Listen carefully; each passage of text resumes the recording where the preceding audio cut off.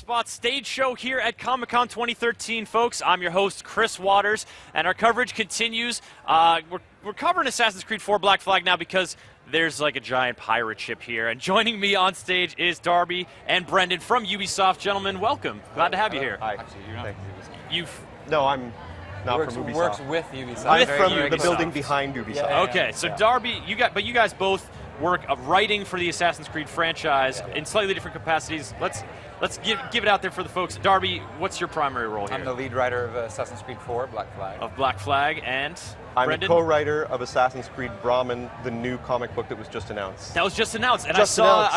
I was, scrolling through Twitter. New Assassin's Creed comic, Brahmin. For those folks who haven't seen the announcement yet, where in the world of Assassin's Creed is Brahmin set? When we zip back to the past, it's in 1839 India. In India. So In that's India. colonial India, Colonial India. the subcontinent.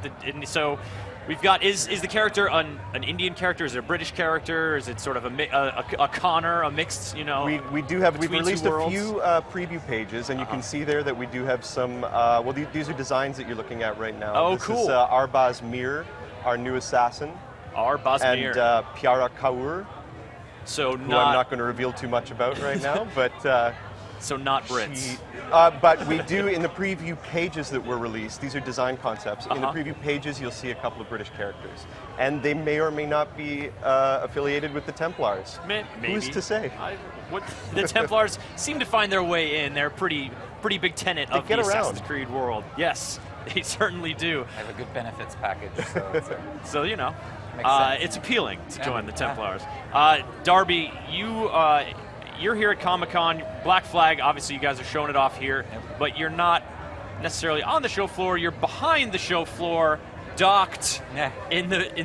there's like a giant pirate ship. Yeah. What is the deal with that thing? That's a ship we rented out and sailed down. I think it's docked just a little bit north of here. It's called the Star of India.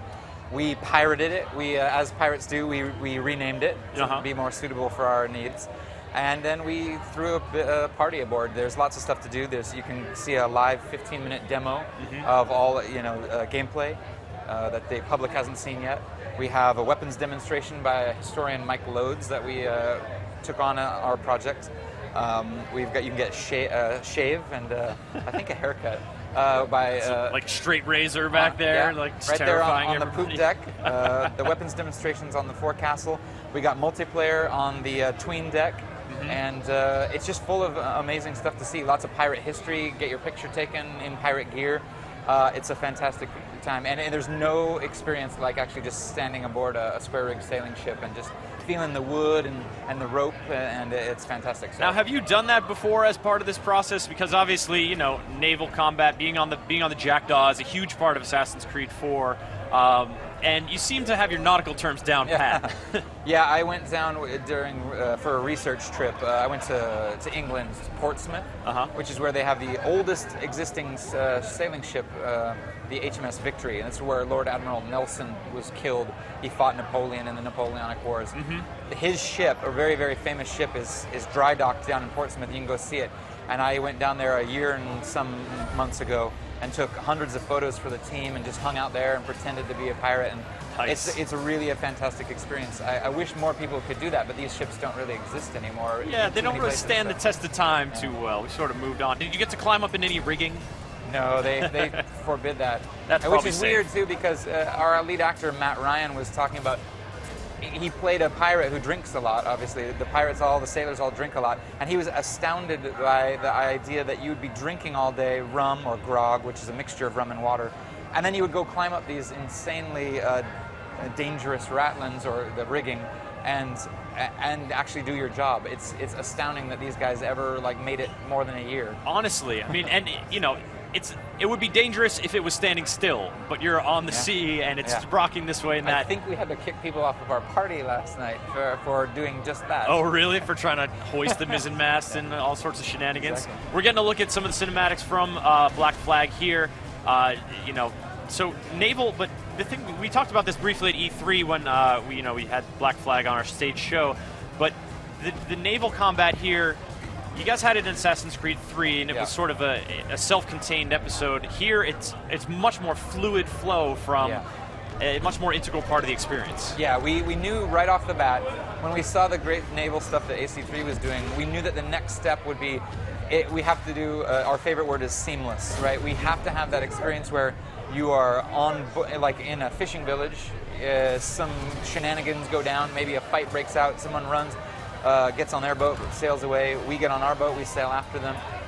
We chase them to a small island, they get off, they run off back on land, and we track them down and kill them. Or sink their boat, or take their boat, take it into our fleet, plunder all their stuff. We needed that seamlessness to make the experience of feeling like a pirate as real as possible. Because with, the experience of getting out of a city and then going into a loading screen and then suddenly appearing at sea and going, that it breaks that flow, and that flow is what we set out to achieve 2 years ago, and we've really done it well. And we've seen one of the gameplay demos you showed sort of showed that in action, but it always strikes me as it's such a dynamic moment because I think like, all right, you're going to set off sailing, you need to like restock the supplies, you need to get all the stuff like all tied up, like it's a production, but these are pirates, they're ready to go at the drop of a hat. That's pretty cool. So Brendan, India, long coastline there. Brahmin, you guys are, it's the comic, you're just announcing it today. Was it today or was it yesterday? We announced it yesterday. You announced it yesterday. So debuting that here, folks are, already a buzz about it on social media, etc., etc. Is it exciting to have it out there and have folks talking about it? It's so exciting because we've been working on it for so long. Yeah. And of course, not allowed to even mention that we're working on an Assassin's Creed project. I've co-written it with my longtime writing partner, Carl Kerschel. And it's being illustrated by Carl and Cameron Stewart, who both wrote and drew the previous 2 graphic novels, Assassin's Creed: The Fall and the Chain.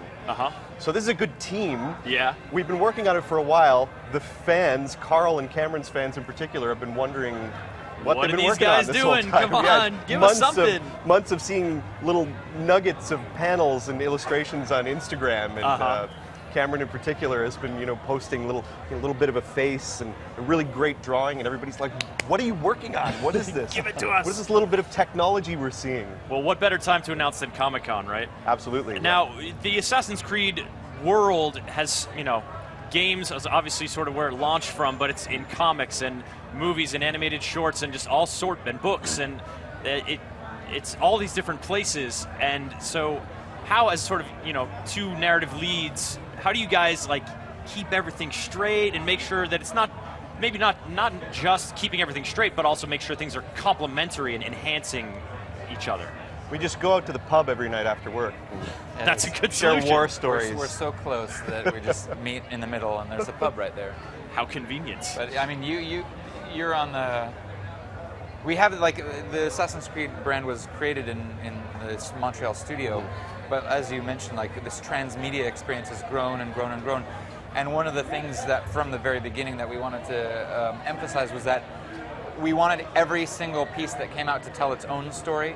So the only drawback I think with that is that if you don't own a Vita or you don't own a PSP or whatever, you miss out on some part of the story, or a DS. I started with the handheld games, the PSP and the Nintendo DS. People kind of go like, "Oh, I wish I could play that story," but I think the trade-off is better because this universe expands outward with such a robust sense of depth and history that we're better for it. And I remember the days maybe just 10 years ago, 15 years ago, when you'd get the Xbox version and the Nintendo Game Boy version, and they'd be kind of trying to tell the same exact story, and you'd always be disappointed, why don't I just have the Xbox version?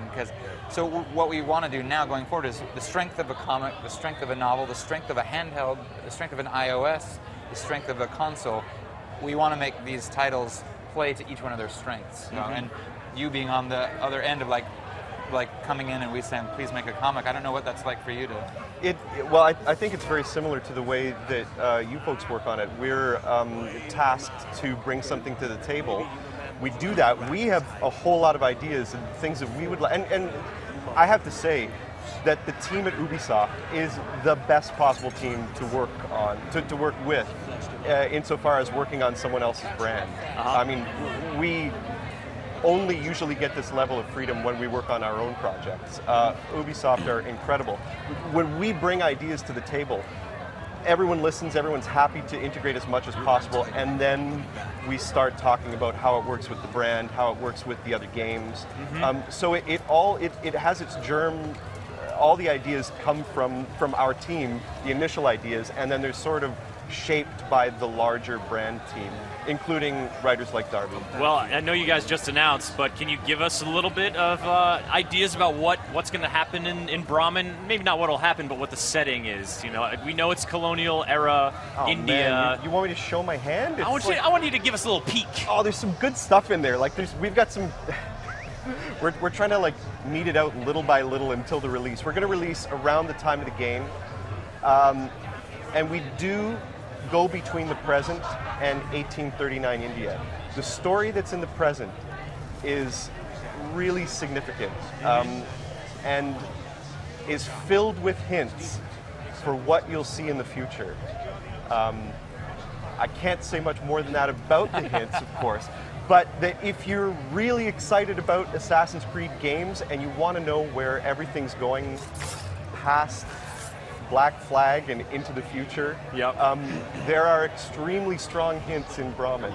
Other than that, it's a great story of an Indian assassin during the colonial British rule, finding himself up against this foe that he has had for his entire life.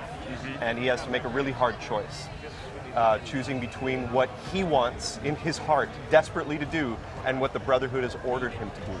And at the core of that is a hunt for an object that may be an extremely powerful piece of Eden, the likes of which we haven't seen yet in the brand. But probably isn't. But probably isn't, yeah, we don't know. We're just going to dangle it in front of you. I like listening to you guys talk about the narrative stuff for Assassin's Creed. It makes it seem to me like somewhere exists under lock and key the tome that just charts the next 10 years of this massive, and you guys already know. And it's like you have to like strain to keep it back because in fact there was got so much there brewing. was a cabal a century ago formed by all of our ancestors who wrote this tome. We're just carrying out their orders. We have no choice. Yeah.